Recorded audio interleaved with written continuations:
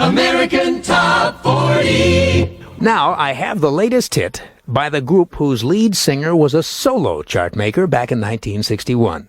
He had two top 40 hits called Halfway to Paradise and Bless You. Now, after that, he released a few more records that just didn't make it, and he pretty much disappeared from the spotlight. But 9 years later, in 1970, he surfaced as the lead singer of a new vocal group. And in 3 years, they've put 5 hits into the top 40, including a number 1 late in 1970 called Knock 3 Times. If anybody asks you, whatever became of Tony Orlando, just tell him he's the lead singer of Dawn. This week, at number 3 with Tie a Yellow Ribbon Round the Old Oak Tree. American Top 40. This is Kasem on American Top 40. It's time now for the latest hit by the vocal trio who made it possible 3 years ago for a dozen imposter groups to cash in on their name, because the real group wouldn't reveal their identity or make public appearances.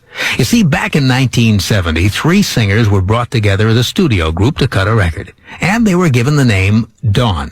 But the label didn't reveal the identity of the singers, even when the song Candida became a big hit, because the trio's lead singer was the general manager of a big publishing firm, and he was too busy to make personal appearances.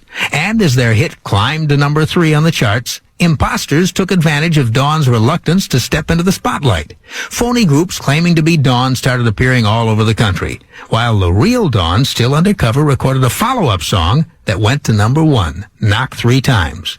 Now that brought out even more phony groups calling themselves Dawn and cashing in on the concert circuit.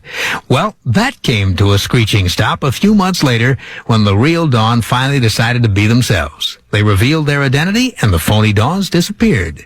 At number 4 this week, here are Joyce Vincent, Thelma Hopkins, and Tony Orlando. We were very happy. American Top 40. Now I have the latest hit by a vocal trio whose lead singer says when their first smash came out several years ago, the record was already on the charts before he realized he was singing on it.